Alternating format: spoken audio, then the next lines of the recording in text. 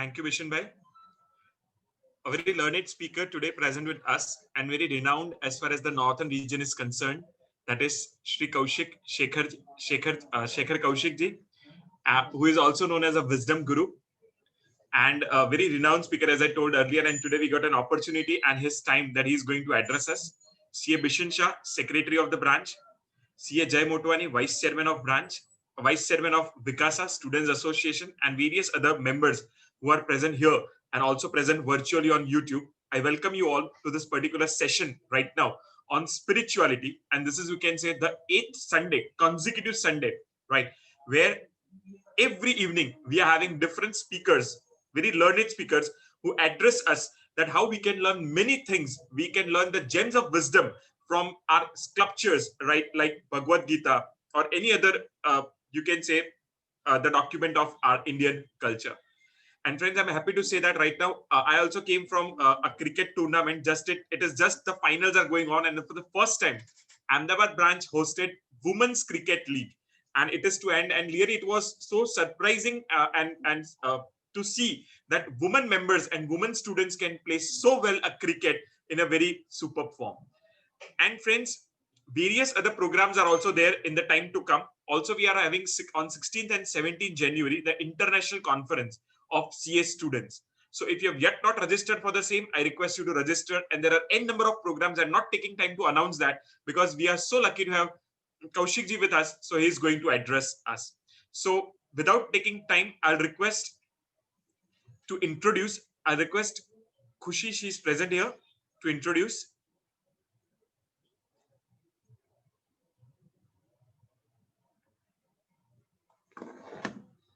Just a minute.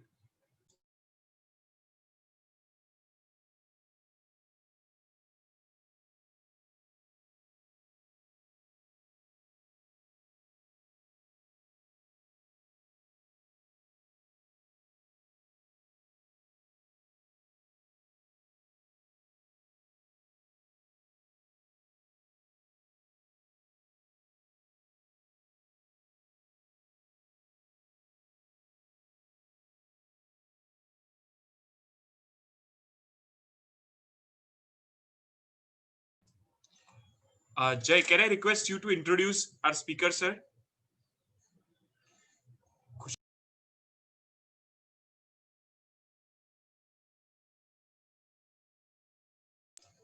Can I request Kavya to introduce, sir? Kavya, you are present.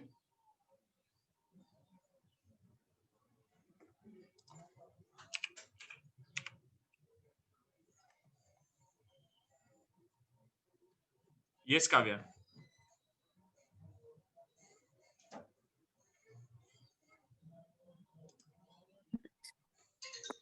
Hello. Hello. Yes, Kavya, you're audible. Yes. Good evening, everyone. On behalf of ICI and Vikasa, I welcome you all to this session, 1 hour session. And I would ask Shehzad sir to play the ICI motto, please.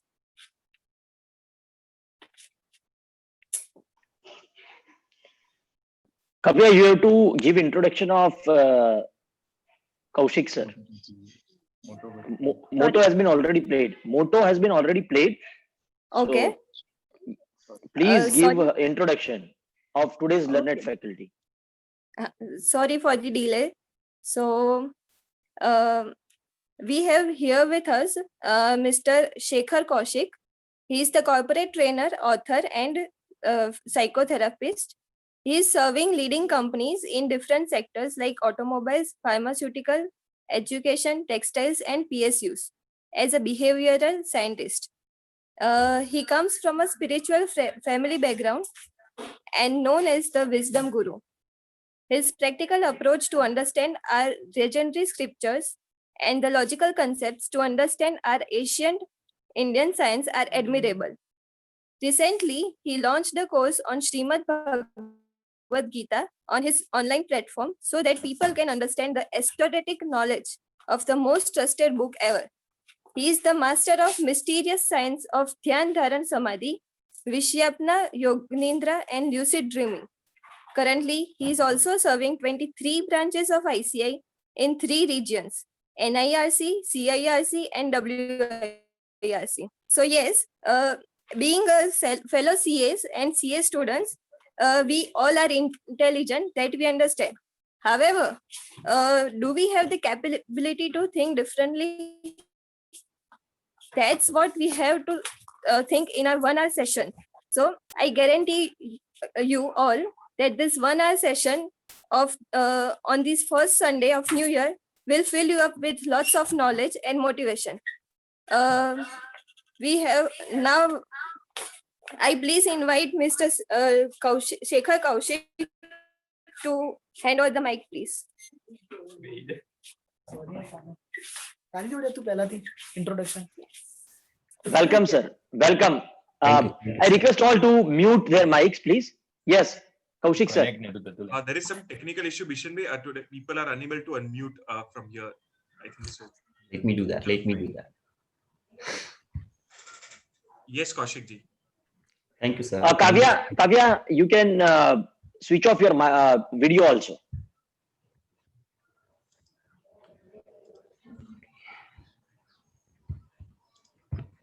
So thank you so much, everyone, and I hope am I audible? And apart from that, आप सबका सबसे पहले तो हार्दिक स्वागत, अभिनंदन। सबसे पहले मैं तो सलाम करता हूँ इस दुनिया की सर्वश्रेष्ठ लेखांकन प्रतिभा को जो मेरे सामने बैठी हुई है, विराजमान है। और इसके अलावा मैं सलाम करता हूँ ICI की इस गौरवशाली प्रतिभा को जो इस तरह की चीजें टाइम पे अरेंज करवाता रहता है। मेरा नाम शेखर कौशिक हुआ। बहुत ज्यादा फॉर्मेलिटीज मैं आपके साथ नहीं करने वाला हूँ, बहुत ज्यादा इंट्रोडक्शन पे अपना टाइम वेस्ट नहीं करने वाला हूँ, क्योंकि हमारे पास लिमिटेड टाइम है। और मुझे जान के बेहद खुशी हुई कि इस दुनिया को रिप्रेजेंट करने वाली, इस दुनिया को सशक्त करने वाली महिला गण का क्रिकेट का फाइनल मैच है आज। और हम सभी सौभाग्यशाली हैं कि अहमदाबाद ब्रांच ने ये अवसर विमेन को दिया ताकि वो लोग अपने आप को रिप्रेजेंट कर सकें, इस दुनिया की आधी आबादी को रिप्रेजेंट कर सके क्रिकेट में भी। मेरा नाम शेखर कौशिक हुआ। अब जो आज हम डिस्कस करने वाले हैं वो आपको समय के साथ ही पता लगेगा, तो मैं उम्मीद करता हूं कि आप सभी कोऑपरेट करेंगे और सिस्टमैटिक सुनते रहेंगे। अगर आपका कुछ सवाल या निशान हो, कुछ क्वेरीज हो, तो आप लास्ट में इत्मीनान से पूछ सकते हैं।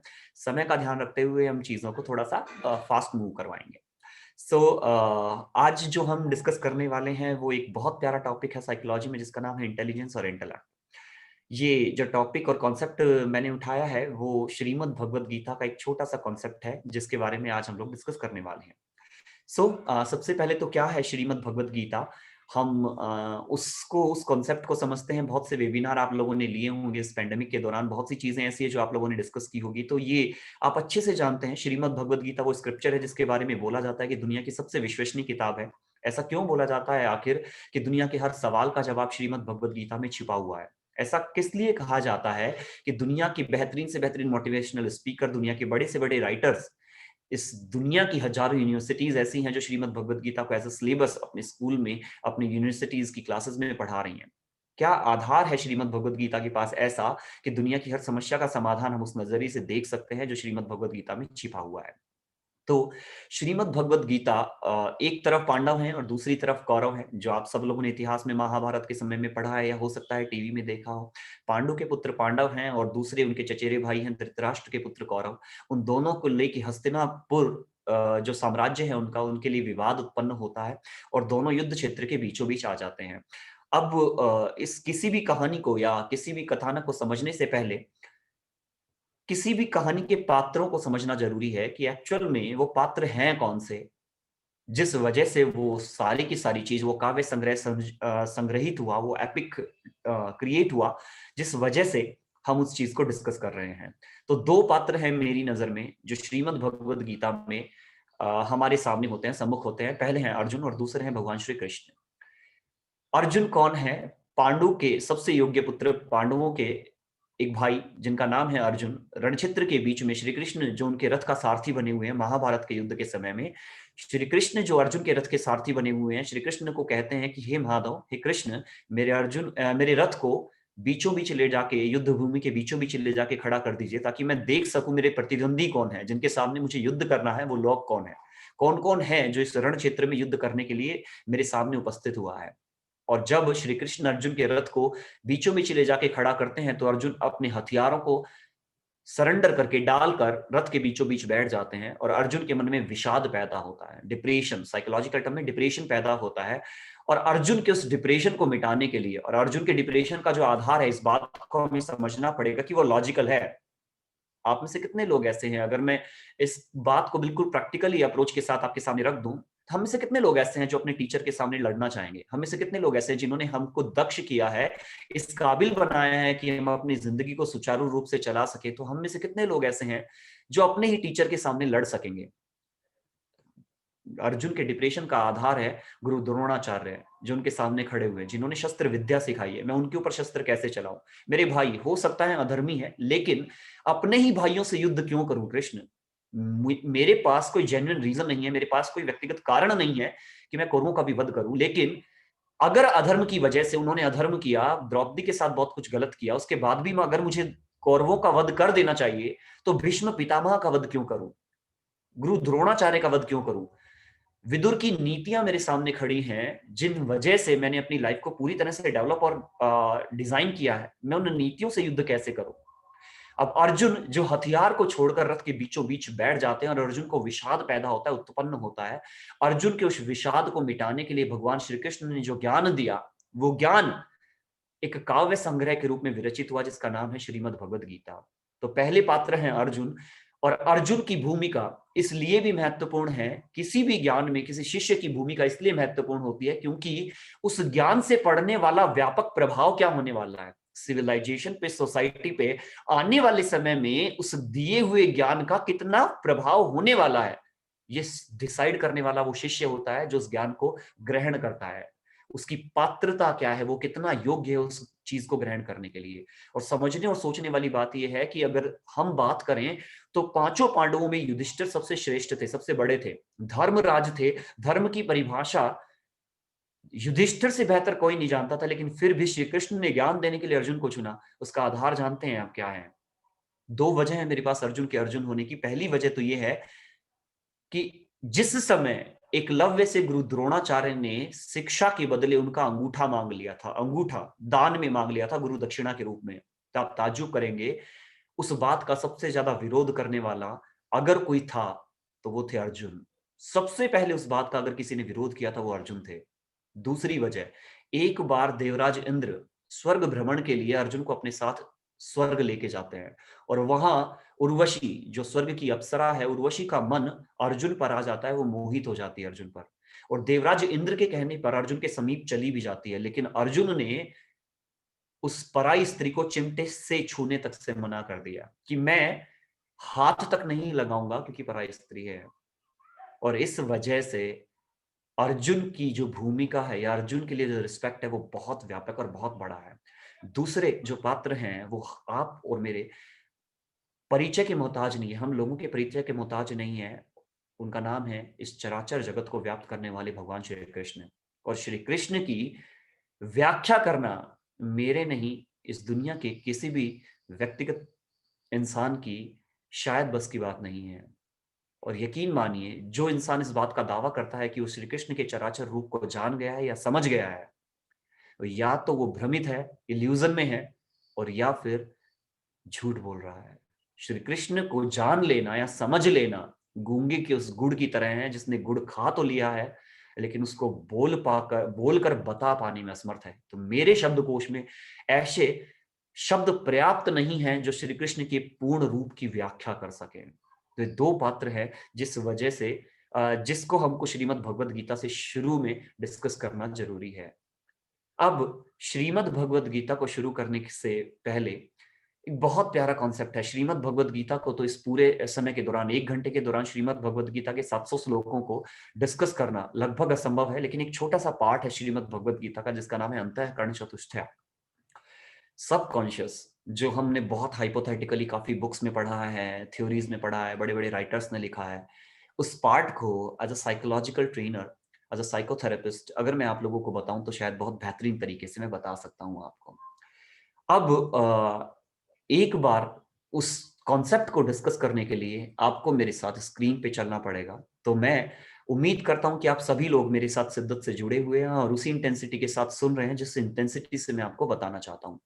दूसरी बात, इस पूरे सेशन के दौरान ये जो पार्ट मैं बताने वाला हूं, इसको केवल मूक बात एक दर्शक की तरह आपको देखना है। उसके बाद जितनी भी क्वेरीज हैं मैं सिस्टमैटिक अपने आप सॉल्व करता हुआ चला जाऊंगा। श्रीमद् भगवद गीता को मैं बता रहा हूं, हिंदुस्तान में हमारे स्क्रिप्चर्स में जो आप लोग इस सीरीज में डिस्कस कर रहे हैं, और ये 8वां संडे है, द 8th संडे जो फेनिल शाह सर ने बताया। कंटिन्यूअसली आप इस चीज को डिस्कस कर रहे हैं, ये काबिल तारीफ है। लेकिन हमारे हिंदुस्तान में जो स्क्रिप्चर है वो बहुत बड़े हैं, हिंदुस्तान का जो ज्ञान संग्रह है वो बहुत बड़ा है। 4 वेद है हमारे पास, 108 उपनिषद है, 18 पुराण है, इसके अलावा 6 दर्शन शास्त्र है हमारे साथ। अगर मैं श्रीमद् भगवद गीता का आपको परिचय दूं तो इसका आधार केवल इतना सा है, अगर वेदों को निचोड़ा जाए, उनको छाना जाए, निचोड़ के छाना जाए चाय पत्ती की तरह, तो उसमें से उपनिषद निकलेंगे जो आपके और मेरे जीवन का आधार है, इंटरप्रिटेशन है उसका, उसका निचोड़ है। उन उपनिषदों को अगर निचोड़ दिया जाए, एक साथ निचोड़ के एक इकट्ठा कर दिया जाए, तो उससे एक ग्रंथ निकलता है जिसका नाम है श्रीमद् भगवद गीता। तो हिंदुस्तान के संपूर्ण ज्ञान का शिरोन्मुख जो ग्रंथ है मेरी नजर में, इन 11-12 सालों के एक्सपीरियंस के बाद, वो है श्रीमद् भगवद गीता। लगभग हर ग्रंथ मेरी नजरों के आगे से गुजरा है। श्रीमद् भगवद गीता वो ग्रंथ है जहां आपको हिंदुस्तान के सनातन संस्कृति के हर लहजे का निचोड़ और सारांश मिल जाएगा। अब मैं आप लोगों के सामने स्क्रीन शेयर कर रहा हूं, और जैसे ही स्क्रीन आप लोगों को नजर आए, मैं एक बार आप में से कोई भी मुझे चैट बॉक्स में बताए कि हाँ आप स्क्रीन को देख पा रहे हैं।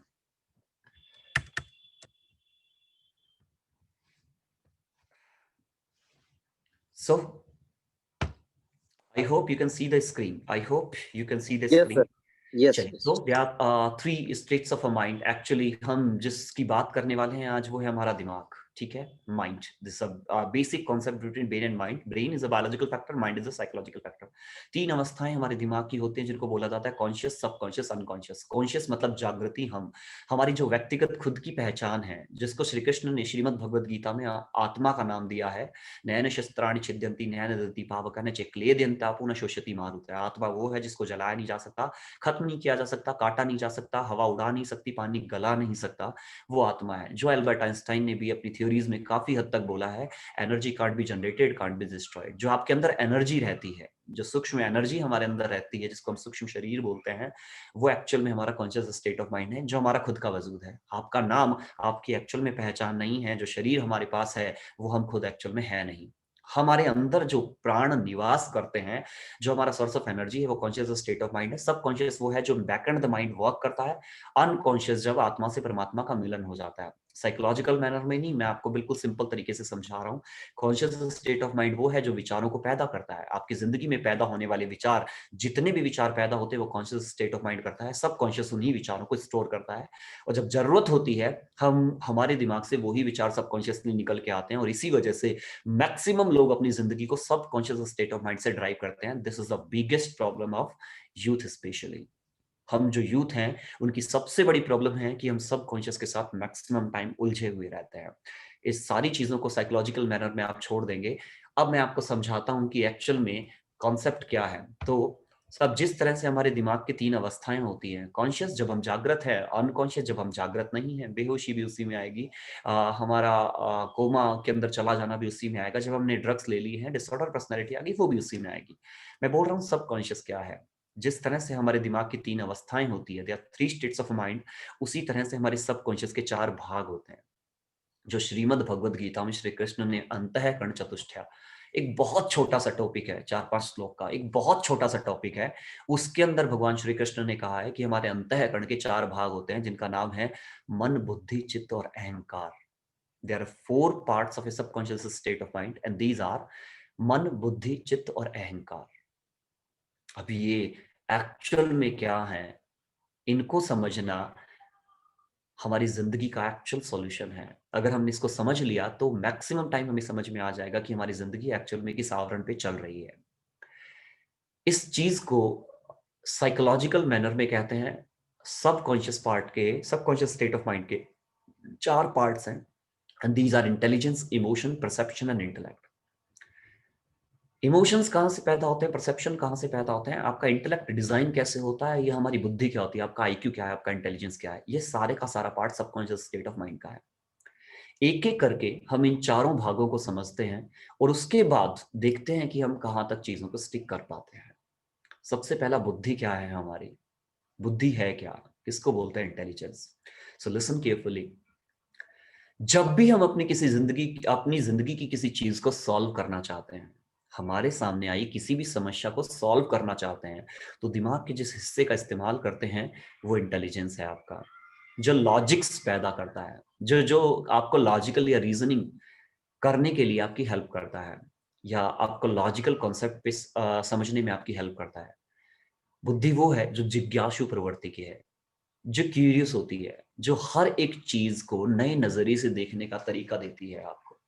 बुद्धि वो है जो रिस्क टेकिंग कैपेसिटी और कैपेबिलिटी रखती है। बुद्धि वो है जो संदेह पैदा करती है।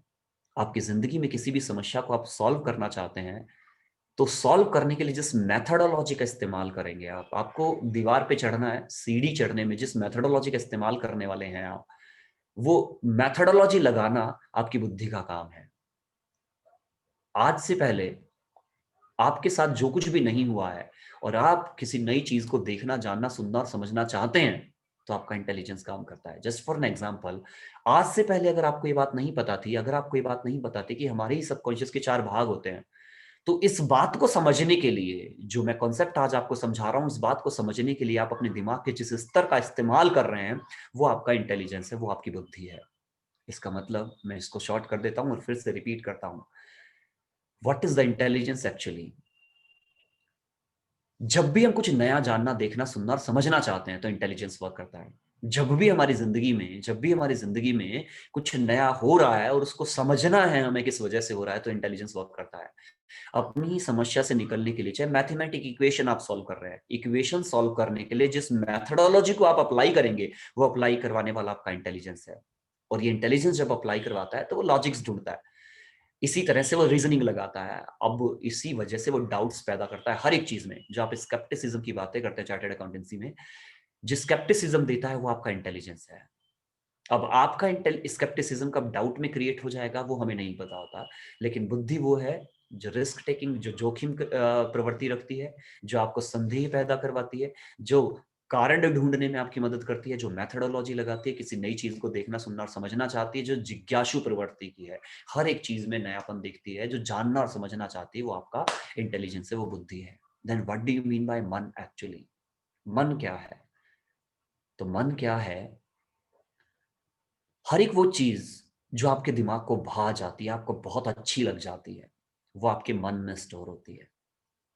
जस्ट फॉर एन एग्जाम्पल, आप एक मूवी देखने गए और मूवी का एक सीन बहुत अच्छा लगा आपको, वो सबकॉन्शियस के मन में चला जाता है हमारे। आप किसी इंसान से मिले, उसका व्यक्तित्व तो बहुत अच्छा लगा आपको, उसकी पर्सनैलिटी बहुत अच्छी लगी, वही इंसान आपके सबकॉन्शियस के मन में चला गया। आप किसी लड़के से मिले, या लड़के से मिले, आप उससे इंप्रेस हो गए, लव एट फर्स्ट साइट हुआ, सबकॉन्शियस के मन में चला गया। आप वादियों में घूमने गए, आप केरल घूमने गए, आप शिमला घूमने गए, वहां की रंगीन वादियां बहुत अच्छी लगी आपको, और वो आपके सबकॉन्शियस के मन में चला गया। आपने किसी इंसान को देखा, उसका ड्रेसिंग सेंस बहुत अच्छा लगा आपको, यार वो टाई बहुत अच्छी लगा था, उसका जैकेट पहनने का स्टाइल बहुत अच्छा था, वो सबकॉन्शियस के मन में चला गया। उसका हेयर स्टाइल बहुत अच्छा था, सबकॉन्शियस के मन में चला गया। कोई इंसान आपसे मिला, वो बहुत मैग्नेटिक पर्सनैलिटी थी, आपसे बातें की उसने, बातें करने के बाद आपको पता लगा यार ये वो इंसान चला गया है यहाँ से, लेकिन उसकी खुशबू आप तक बरकरार है। वो बहुत ज्यादा प्रभाव डाल गया आपकी पर्सनैलिटी के ऊपर, उसकी पर्सनैलिटी आप पर हावी होगी, वो सबकॉन्शियस के मन में चला गया। इसका मतलब हर एक वो चीज, आपने गाना भी सुना, वो आपका फेवरेट बन गया, वो सबकॉन्शियस के मन में चला गया। हर एक वो चीज जो हमारे दिमाग को बहुत बहुत बहुत अच्छी लग जाती है, वो सबकॉन्शियस के मन में चली जाती है। अपेरेंटली इसको बिल्कुल अपोजिट अगर हम कर दें, तो हर एक वो चीज जो हमें बहुत बुरी लग जाती है, बहुत बुरी लग जाती है और चुभ जाती है, वो भी सबकॉन्शियस के मन में चली जाती है। आप शिमला घूमने गए, वहां एक्सीडेंट हो गया, कोई मिस हैपनिंग हुई, वो इंसिडेंट सबकॉन्शियस के मन में चला जाएगा। आपको किसी से घृणा हुई, आपने कॉकरोच देखा, आपने कोई एक ऐसा ऐसा जानवर देख लिया जो बहुत अजीब लगा आपको कि यार ये मुझे नहीं चाहिए, मेरे आसपास नहीं दिखना चाहिए, वो सबकॉन्शियस के मन में चला गया। आपने एक सीरीज देखी, सीरीज में एक सीन आपने ऐसा देखा जो उस सीरीज में नहीं होना चाहिए था, आपको लगता है कि यार ये बहुत वाहियात है, ये यहाँ पे बिल्कुल नहीं होना चाहिए था। आपने एक मूवी देखी, बहुत बेकार लगी आपको, वो सबकॉन्शियस के मन में चली गई। इसका मतलब जानते हैं क्या? हर एक वो चीज जो हमारे दिमाग को भा जाती है, और हर एक चीज जो हमारे दिमाग को बहुत बुरी लग जाती है वो सबकॉन्शियस के मन में चली जाती है और वही हमारी जिंदगी में इमोशंस को पैदा करती हैं। अगर मैं इसको सिंपल और शॉर्ट कर दूं आप लोगों के लिए तो वो ये कि इस दुनिया में हर एक वो चीज जो फैसिनेटिंग है हमारे लिए, फैसिनेटिंग है, वो हमारे सबकॉन्शियस से फैंटेसीज को पैदा करती है। फैंटेसीज को, आपकी ख्वाहिशों को जन्म देती है और वो ख्वाहिशें आपके मन में स्टोर होती है और मन से निकल के आती है और उसी वजह से इमोशंस निकल के आते हैं। आप सुखी हैं या दुखी हैं, आप डिप्रेशन में हैं या एक्साइटेड हैं, आप लव में हैं या लस्ट में हैं, आप जॉय फील कर रहे हैं या सॉरो। ये 10 तरह के जितने भी इमोशंस हैं, डिफरेंट राइटर्स और फिलोसोफर्स की अपनी अपनी बातें हैं। कोई बोलता है 10 तरह के इमोशन है, कोई कहता है 12 तरह के इमोशन है।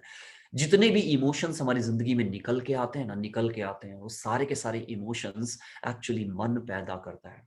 मैंने कि हर एक वो चीज जो इस दुनिया में बहुत विचित्र है, बहुत फैसिनेटिंग है, बहुत अजीब सी है, बहुत सुंदर है, बहुत बेकार है, वही चीज हमारे सबकॉन्शियस के मन में स्टोर होती है और उनसे फैंटेसीज निकल के आती हैं। आपको ऑडी खरीदनी है, आपको बहुत बड़ा बंगला चाहिए, आपको ना जहाज चाहिए, हर एक वो चीज जो ख्वाहिशों की जद में हमारे अंदर बैठी हुई है ना, पास्ट है या फ्यूचर है, आपका सबकॉन्शियस के मन के अंदर स्टोर है। Then what is the perception actually? ये परसेप्शंस क्या होते हैं? हर एक वो चीज, लिसन केयरफुली, हर एक वो चीज जो तह करके हमारे सबकॉन्शियस में बैठ गई है, तह करके मतलब बहुत मजबूती के साथ हमारे सबकॉन्शियस में बैठ गई है, और जिस चीज को हम बदलना नहीं चाहते, हर एक वो चीज जो तह करके हमारे सबकॉन्शियस में बैठ गई है और जिस चीज को हम बदलना नहीं चाहते, वो हमारा परसेप्शन है।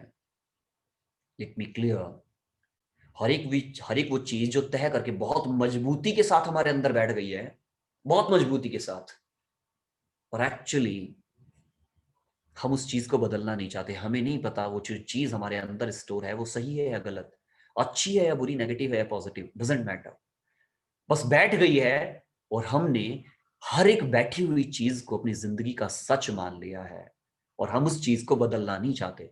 हमारे पास उस बात के होने या ना होने के कोई लॉजिक नहीं है, हमें नहीं पता वो किस वजह से है और उसके होने का क्या कारण है, हमारे पास हमें नहीं पता।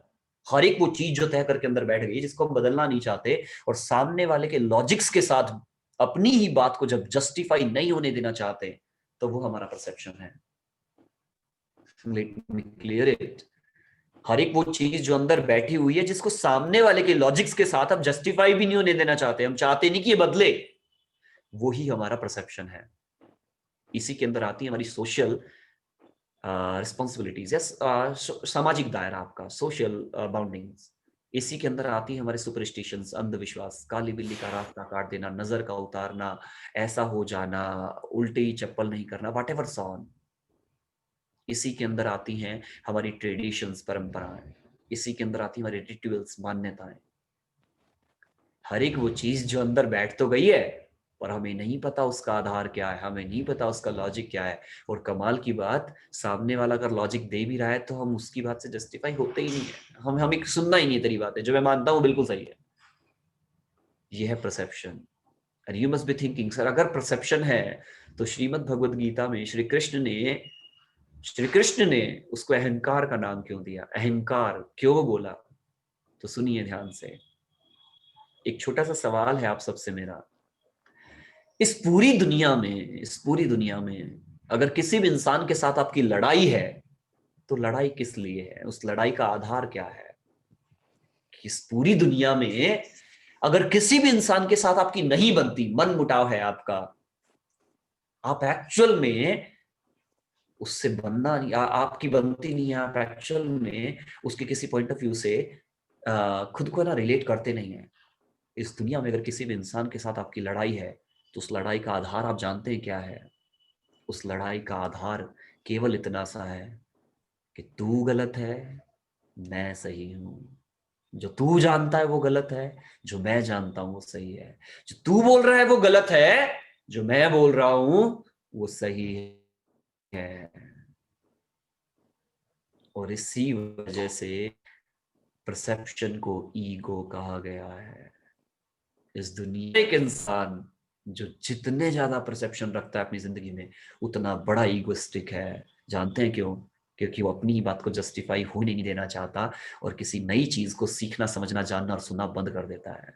उसके लिए मेरी जिंदगी कुएं के समान है और मैं उस कुएं का मेंढक हूं। जो मैं जानता हूं वही दुनिया है और वही इस दुनिया में सत्य है।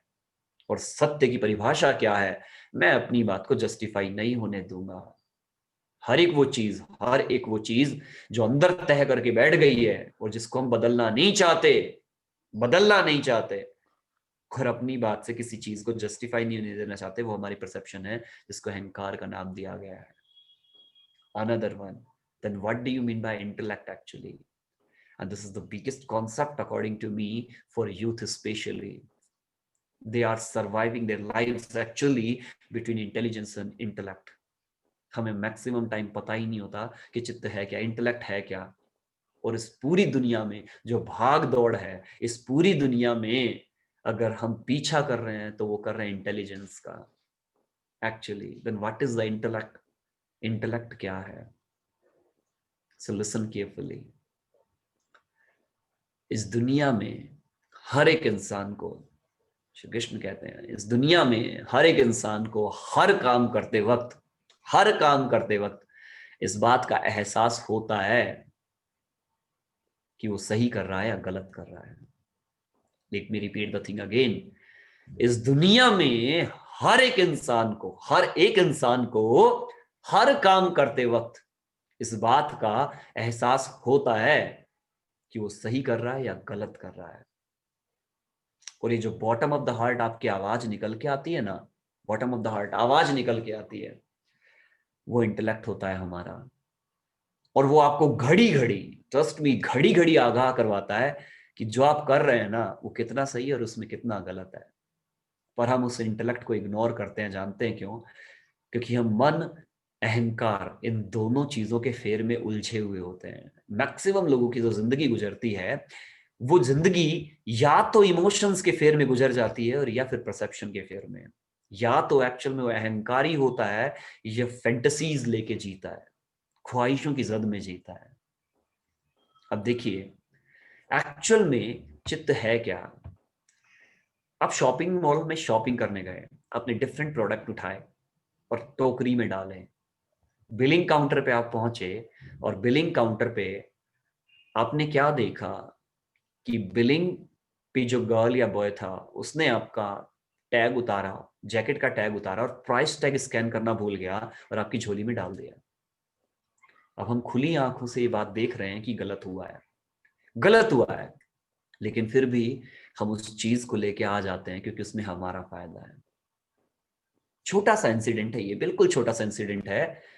जब हमारा फायदा होता है ना, हम सही और गलत को इग्नोर करते हैं। आपका चित्त बोलता है कि गलत हो रहा है, ऐसा नहीं करना चाहिए तुझे, लेकिन फिर भी हम उसको इग्नोर करके उसको घर पे लेके आ जाते हैं। 10 रुपए की कलम भी एक पड़ोसी दुकानदार की अगर हम भूल जाते हैं ना, हमें पता होता है कि हम गलत कर रहे हैं या सही कर रहे होते हैं। इंटेलेक्ट आगाह करवाता है आपको कि हो तो गलत रहा है, तो यार ये बहुत कमाता है ना, मुझसे कोई प्रॉब्लम नहीं है। हमें अच्छे से पता होता है कि हम एक्चुअल में सही कर रहे हैं या गलत हो रहा है। हर काम करते वक्त आपने पेन भी उधार लिया है ना, किसी से बोरो किया है, आपको पता होता है वापस देना होता है, पर कोई बात नहीं यार, मेरा फायदा है। हम स्टाइफंड में गड़बड़ी करते हैं ना, जब स्टाइफंड बढ़ाते नहीं है या प्रिंसिपल बढ़ाता नहीं है, तो उसको अपने ही खर्चों को निकालने के लिए जो चीजें करते हैं ना, गलत तरीके से हम चीजों को अप्लाई करते हैं ना, तो हमें पता होता है कि यार कर तो मैं गलत रहा हूँ, पर कोई बात नहीं यार, प्रिंसिपल बहुत कमाता है ना, मुझसे कोई फर्क थोड़ी ना पड़ता है। हमें हर एक काम करते वक्त पता होता है कि हम सही कर रहे हैं गलत कर रहे हैं। चित्त आगाह करवाता है कि बेटा कर तो तू गलत रहा है, देख कर ले चाहे पर गलत कर। आप जानते हैं इस दुनिया में कोई भी इंसान जो गलती करता है ना, गलती करता है उसका आधार क्या है? या एक गवर्नमेंट ऑफिशियल आपसे रिश्वत लेता है ना, वो किस लिए रिश्वत लेता है? जानते हैं क्यों लेता है? एक आरटीओ ऑफिसर 500 रुपए एक्स्ट्रा लेके बिना ड्राइविंग टेस्ट आपको लाइसेंस दे देता है या हमें लाइसेंस दे देता है।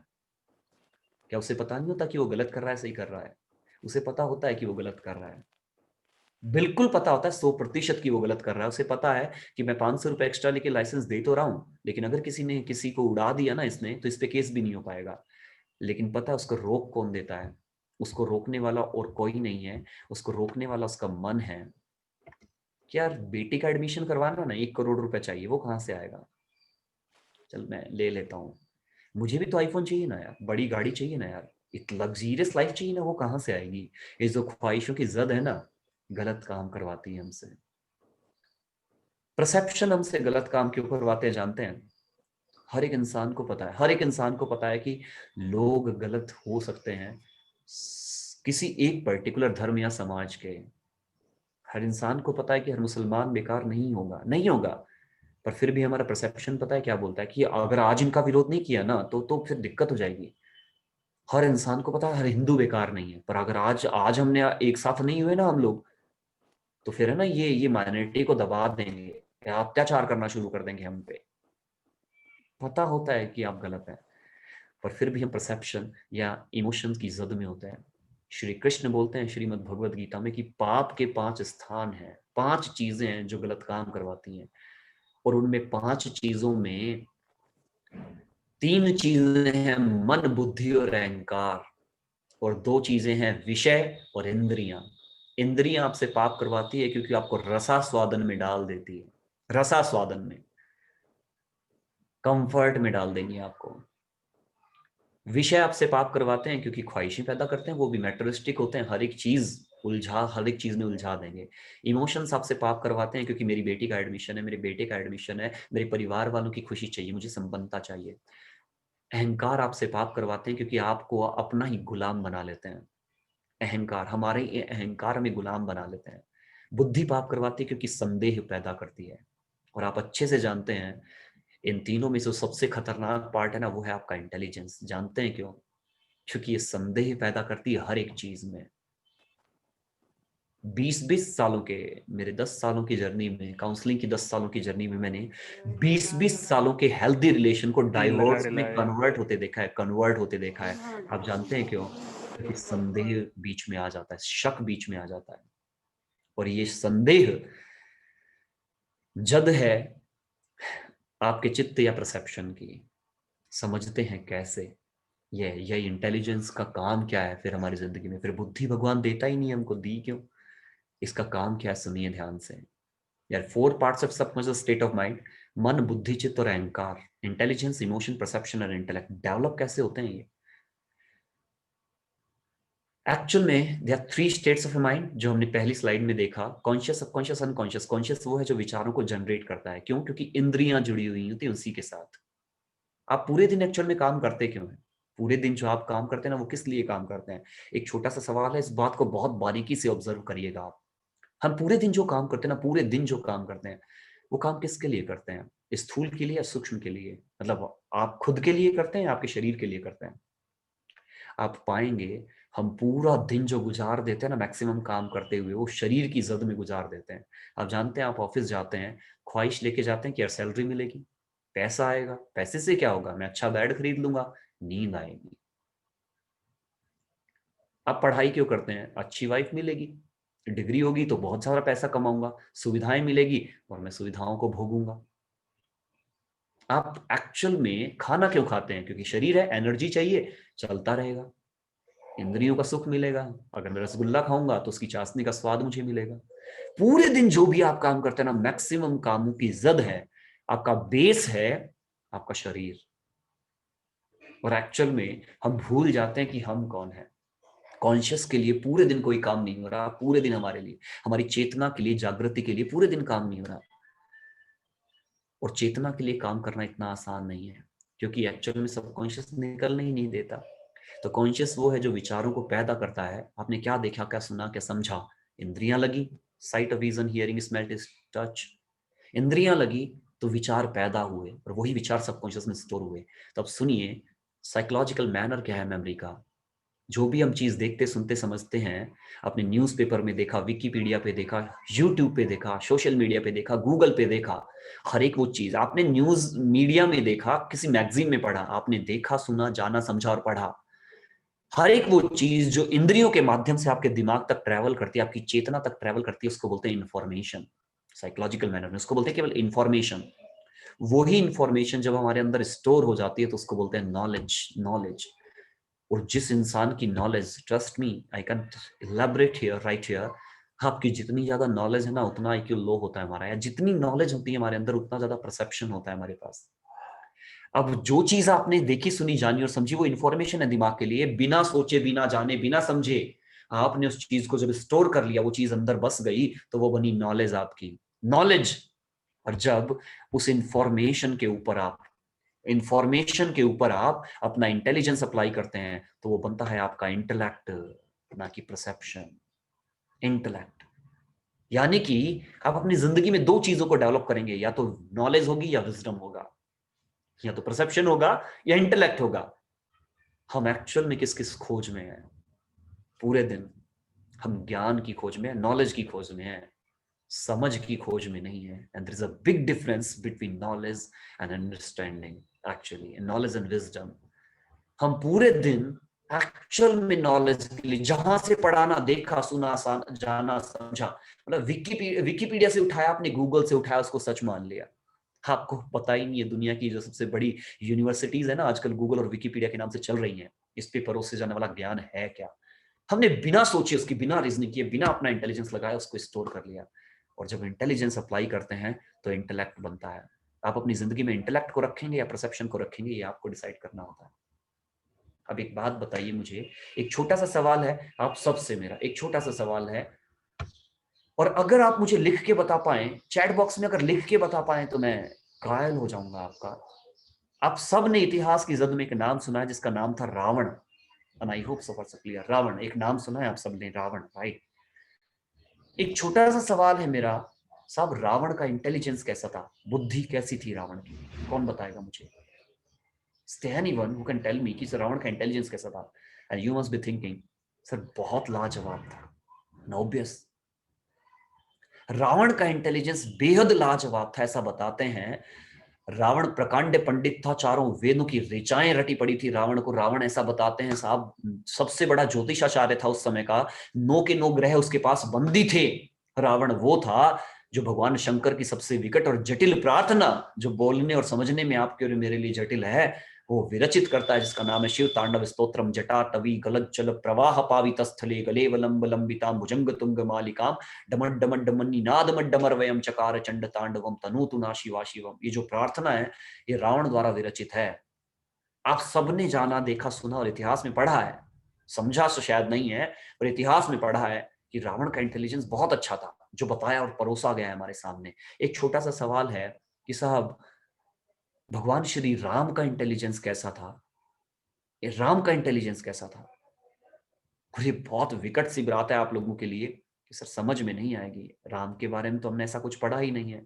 तो सुनिए, जिस तरह से अर्जुन को विषाद पैदा हुआ ना, उसी तरह से एक वक्त था जब राम को विषाद पैदा हुआ, डिप्रेशन में चले गए राम। और आप कमाल की बात देखिए, राम का राम हो जाना कितना बड़ा है। राम विषाद में, डिप्रेशन में तब नहीं गए जब माता सीता को छोड़ना पड़ा गर्भावस्था के दौरान।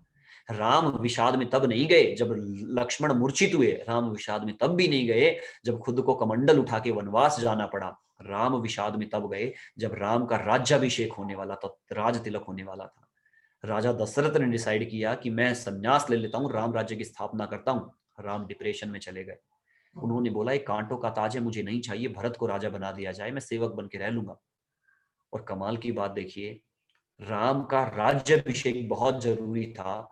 तो उस समय एक इंसान को राम का डिप्रेशन मिटाने के लिए, जैसे अर्जुन का डिप्रेशन श्री कृष्ण ने मिटाया, राम का डिप्रेशन मिटाने के लिए एक शख्स की सहायता ली गई जिनका नाम है वशिष्ठ। और वशिष्ठ जी ने जो ज्ञान दिया उस समय राम को, वो भी एक किताब के रूप में विरचित हुआ गीता की तरह, जिसका नाम है योगा वशिष्ठ, योग वशिष्ठ। और योग वशिष्ठ पढ़ने पे हमें पता लगता है कि राम का इंटेलिजेंस बेहद लाजवाब था, बुद्धि अग्रणी थी राम की, अप्रतिम थी।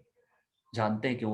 वशिष्ठ जी बताते हैं कि मैं बोला बाद में करता था, राम को रट पहले जाता था, इतनी लाजवाब इंटेलिजेंस था राम के पास।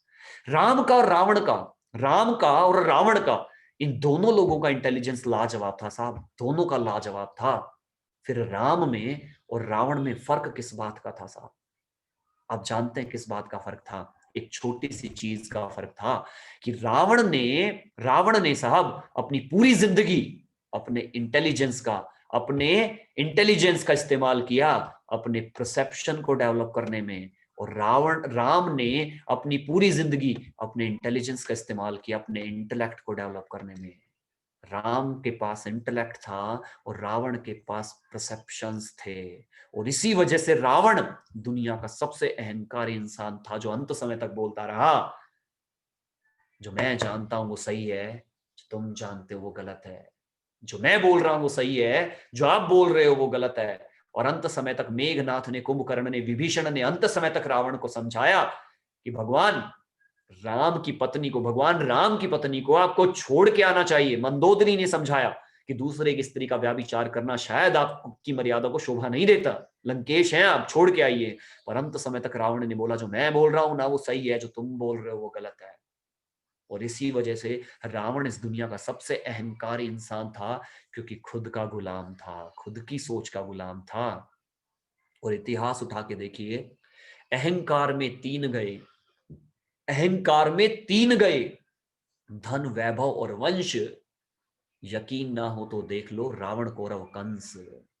रावण ने, कौरवों ने और कंस ने, तीनों लोगों ने अपने कुल का समूल विनाश करवाया, क्योंकि वो तीनों के तीनों अहंकारी थे, अहंकारी।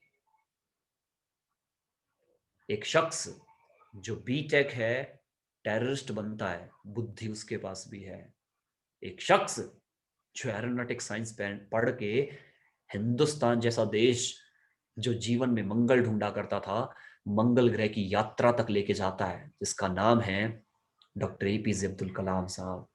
दोनों के पास इंटेलिजेंस लाजवाब है, पर उस इंटेलिजेंस का इस्तेमाल करके आप परसेप्शंस को डेवलप करेंगे या इंटेलेक्ट को डेवलप करेंगे, यह आपके ऊपर है। And this matter really matters. After that, I raised the case, and you have been a great audience.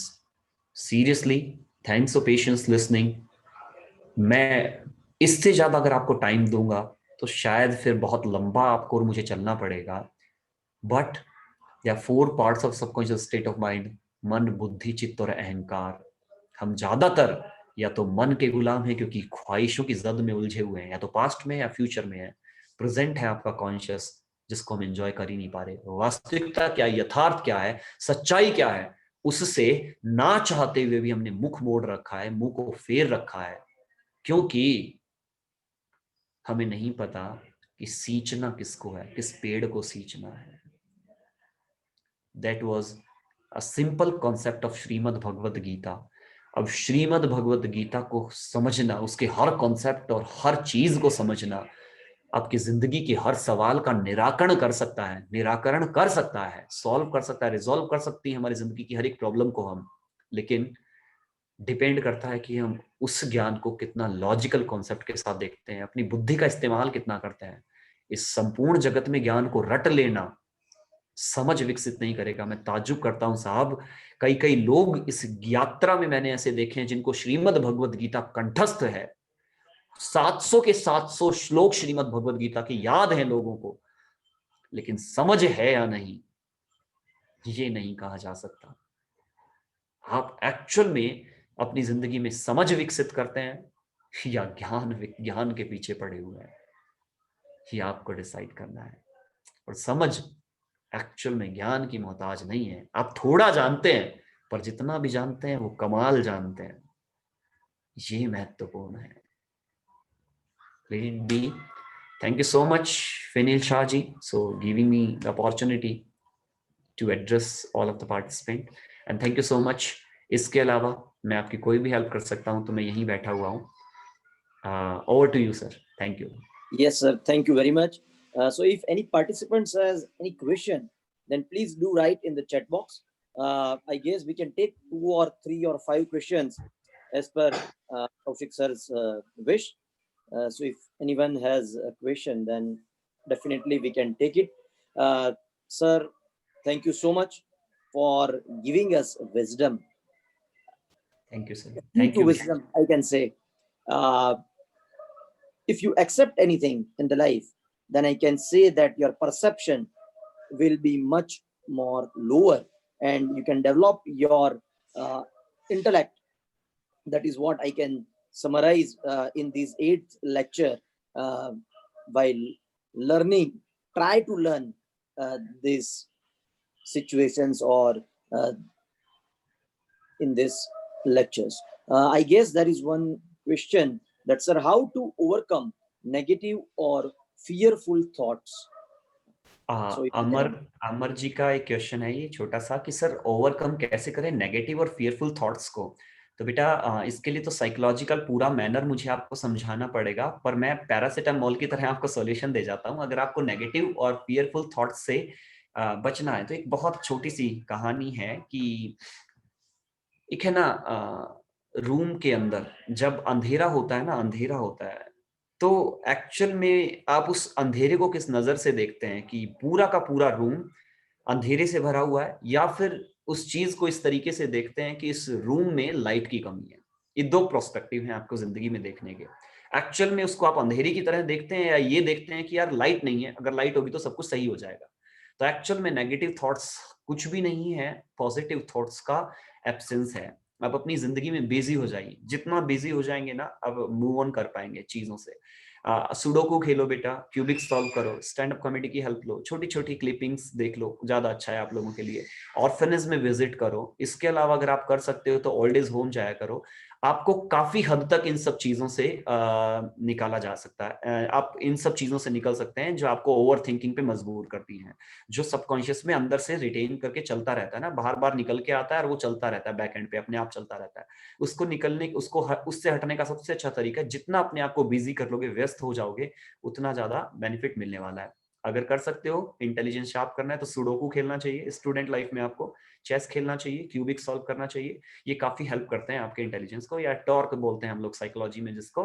अगर आपको अपनी सेंस ऑफ ह्यूमर डेवलप करना है, टॉर्क चाहिए, विटिनेस डेवलप करनी है, तो ये चीजें बहुत काम आती हैं। पर होगा करने से, बाबा रामदेव का कथन है, करने से होता है, सुनने से नहीं होगा, है ना।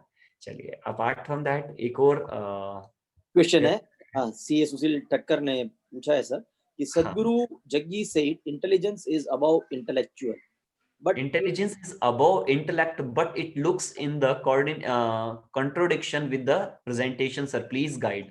सतगुरु कहते हैं, जिन सतगुरु को आपने सुना है वो कहते हैं कि intelligence is above the intellect. उसका कारण क्या है, इस बात को ध्यान से समझना पड़ेगा आपको। उन्होंने बोला है कि आप अपनी बुद्धि का या बौद्धिक क्षमता का इस्तेमाल करके ही तो इंटेलेक्ट को डेवलप करेंगे, राइट। आपको अगर अपने इंटेलेक्ट को डेवलप करना है तो आपको इंटेलिजेंस का इस्तेमाल करना पड़ेगा, और अगर परसेप्शन डेवलप करना है तो इंटेलिजेंस को छोड़ दो। तो एक्चुअल में आप अपनी जिंदगी में डेवलप करने वाले क्या हैं, इंटेलेक्ट डेवलप करने वाले हैं। आप अपनी लाइफ की वैल्यूज को, मॉरल वैल्यूज को डेवलप करेंगे या अपने एथिक्स को डेवलप करेंगे, तो इंटेलिजेंस की आपको हेल्प लेनी पड़ेगी। क्या सही है क्या गलत है, मैं जो सोच रहा हूं वो कितना सही है कितना गलत है, लॉजिकल रीजनिंग करनी पड़ेगी, स्केप्टिसिज्म रखना पड़ेगा। इंटेलिजेंस और इंटेलेक्ट, ये दोनों चीजें एक दूसरे के पैरेलल होती हैं, कभी भी अबोव या लोअर नहीं हो सकती, ठीक है। इन द साइकोलॉजिकल मैनर अगर चारों पार्ट है तो चारों की अपनी महत्वपूर्ण भूमिका है। एक छोटा सा सवाल है ये सुशील कुमार जी से मेरा, बेटा समझो इस बात को ध्यान से, इमोशंस भी उतना ही मैटर करते हैं। अगर आपकी लाइफ से इमोशन निकल गए तो क्या होगा, अगर इमोशन निकल गए तो क्या प्यार कर पाओगे, मम्मी के साथ बैठ पाओगे, पापा की रिस्पेक्ट कर पाओगे, बिल्कुल नहीं होगा। लव नहीं कर, आपके पास लव होना चाहिए, लस्ट नहीं होना चाहिए, फेथ होना चाहिए, डाउट नहीं होना चाहिए, राइट। अब इसी तरह से आपका एक्साइटमेंट जरूरी है आपके लिए, डिप्रेशन आपका ना हो। तो अगर इमोशन नहीं हुए तो फिर हम रोबोटिक साइंस में चले जाएंगे, कंप्यूटर बन जाएंगे। आपका कैलकुलेटर जो आपके पास रखा हुआ है ना, 2318 गुणा 3315 फ्रैक्शन ऑफ सेकंड में आपको कैलकुलेट करके देगा, और आपको वही कैलकुलेशन करने में 1.5-2 मिनट लगने वाले हैं पेपर और पेन की हेल्प से। इसका मतलब एक्चुअल में देखे तो इंटेलिजेंटली तो हमारा कैलकुलेटर कंप्यूटर हमसे ज्यादा स्ट्रांग है, राइट और रॉन्ग, बिल्कुल स्ट्रांग है। पेट्रोल पंप पे लगी हुई मशीन जो तेल और पैसों को एक साथ दौड़ाती है, भगाती है, वो इंटेलिजेंटली हमसे ज्यादा स्ट्रांग है। उसमें और हमें फर्क है, तो वो है इमोशन का। हमारे पास इमोशन भी होने जरूरी है, इंटेलिजेंस भी होना जरूरी है। तो ये चारों पार्ट पैरेलल हैं। इसमें से किसी को छोटा या बड़ा कहना वो बिल्कुल गलत है, लेकिन अगर इमोशन के फेर से निकलना है तो आपको लॉजिकल होना पड़ेगा। बाकी according to me intellect is the biggest part, right. या इंटेलेक्ट वो है जो श्री कृष्ण बोलते हैं। अब मैं तो बहुत छोटा हूं इस ज्ञान को समझाने में, और सदगुरु की किसी बात को मैं काटूं, शायद मैं उसके लिए भी छोटा हूं, हो सकता है उनके पास कॉन्सेप्चुअल क्लैरिटी बहुत अच्छी हो। पर श्री कृष्ण ऐसा कहते हैं कि परा प्रकृति में जो ट्रैवल करता है, एस्ट्रल ट्रैवल करता है आपके कॉन्शियस के साथ, उसका नाम है चित्त। जो सूक्ष्म शरीर के साथ ट्रैवल करता है रीइंकार्नेशन के लिए, उसका नाम है चित्त। चित्त वो है जो आपके साथ हमेशा चलेगा, आपके ना रहने के बाद भी। आप हैं तो भी आप नहीं हैं, तो भी चित्त आपके साथ हमेशा चलने वाला है। और जो वो चित्त जीरो हो जाए ना, पूरी तरह से जीरो हो जाए, उसको बोलते हैं मोक्ष श्री कृष्ण की भाषा में। जब चित्त बिल्कुल जेंटल और प्योर होके शून्य हो जाए, आप शून्य की अवस्था में पहुंच जाएं, तब आपको मोक्ष मिलता है। सबको अंतःकरण के फेर से जब हम निकल जाएं, तो वो पराप प्रकृति में आपको पढ़ना पड़ेगा। और अगर आप 11वां 12वां अध्याय पढ़ेंगे तो शायद आपको क्लियर हो जाएगा। ठीक है। हाउ टू रिड्यूस एंग्रीनेस को कैसे करें बेटा? छोटे बच्चों के साथ खेलो। अगर आपको गुस्सा बहुत ज्यादा आता है, शॉर्ट टेम्पर्ड हैं आप, छोटे बच्चों के साथ खेलो जो बहुत ज्यादा इरिटेट करेंगे कुछ समय के लिए आपको एक बार ओल्ड एज होम विजिट करना चाहिए, सॉरी आदत बनानी चाहिए। एक बार के लिए कम से कम 1-1.5 महीने वीकली विजिट करो, आप 6-7 बार विजिट करो ओल्ड एज होम में। ये काफी हेल्प करने वाली है आपको, है ना। पूरा लॉजिकल कॉन्सेप्ट समझाने में बहुत ज्यादा टाइम लगेगा आशीष, तो ये पैरासीटामोल की तरह मैं आपको सजेशन दे सकता हूँ। ठीक है, थैंक यू बेटा Aman. How to stay motivated always without the help of YouTube videos का? So what is the definition of motivation according to you Rohit? Rohit का एक सवाल है, सर मोटिवेट कैसे रहें हमेशा? इस बात को ध्यान से समझिए Rohit, the final question and let me give the answer. ऐसा कब हुआ था जब आपको जिंदगी में, ऐसा कौन सा काम था जब आपको जिंदगी में मोटिवेशन की जरूरत नहीं पड़ी? कौन सा काम था? आप जानते हैं कौन सा? आप सुबह जब आपको स्कूल जाना होता है ना, 9 बजे के स्कूल पे 8:30 से पहले आंखें नहीं खुलती आपकी, जाड़े की रातों में सोकर। लड़कों की तो 8:45 से पहले नहीं खुलती, पता है मेरे को। वो 8:45 पे उठते हैं, कई लड़के तो पानी में हाथ डाला, बाल पे लगाया, सब कुछ ठीक हो गया, अपना बाकी के काम स्कूल में कर लेंगे। उन्हीं सर्दी की रातों में जब आप बेड पे जाके सोते हैं ना, रिजाई में जाके सोते हैं, ब्लैंकेट ओढ़ के सोते हैं, और सुबह संडे वाले दिन क्रिकेट का मैच हो ना आपका, आप सुबह 7 बजे उठ के ग्राउंड में पहुंच जाते हैं, राइट और रॉन्ग? जब आपको मूवी देखने जाना हो ना, तो मम्मी को कन्विंस नहीं करना पड़ता, जा जरूरी है देख क्या, बिल्कुल नहीं। जब आपको ना पतंग उड़ानी होती है ना, सकरात वाले दिन आपको कोई मोटिवेट नहीं करता। जब पिकनिक जाना हो कोई मोटिवेट नहीं करता। आप जानते हैं क्यों? क्योंकि हर एक वो काम जिसको करने में मजा आता है ना, आपको मजा आता है, उसके लिए मोटिवेशन की जरूरत नहीं पड़ती। इसका मतलब क्या हुआ जानते हैं? Motivation comes from pleasure not pressure. और प्रेशर से आया हुआ मोटिवेशन कब तक जिंदा रहेगा? जब तक वो प्रेशर है, जो एग्जाम वाली रात आता है, जो तब आता है जब आप स्कूटी पे बैठे होते हैं एग्जाम देने से जस्ट पहले। और प्रेशर का मोटिवेशन कुछ समय का मोटिवेशन है, वो खत्म हो जाएगा, तुरंत खत्म हो जाएगा। इसलिए 2 ही तरीके मेरी नजर में जिंदगी को जीने के। आप वो करिए बॉस जो आप करना चाहते हैं, just do what you love to do, otherwise just love what you are doing. जो आप कर रहे हैं उससे प्यार कीजिए, और या फिर करिए ही वो जिससे आप प्यार करते हैं, राइट? अगर आपको मोटिवेट रहना है तो फिर संदीप महेश्वरी की वीडियो की जरूरत नहीं है आपको, है ना। बिंद्रा साहब काम बहुत ज्यादा नहीं आएंगे। Motivation comes from pleasure not pressure. खुश रहना सीखो जिंदगी में, और एक्चुअल में रियल हैप्पीनेस तभी मिलेगी जब जद से निकल जाओगे सबकॉन्शियसली से, है ना। Thank you Sanjeev ji, thank you Chet. Truly said, sir. It's really an inspiring video, I must say that. And yes, you have truly said that we shall always do what we love, or else love what we do. And it's true that intelligence and intellectual are always go in a parallel line. And thanks for making our first Sunday of the new year this much successful and inspiring. Thank you, We thank you, hope to see thank you you. again. Thank Thanks you. a lot, sir. Thank you so much guys, thank you। मैं Thank you, विदा sir. दूंगा Thank you. आपको, मैं विदा Thank you all दूंगा। participants on behalf of Tata the for organizing the Thank event to session 2. Thank you. Thank you sir, thank you।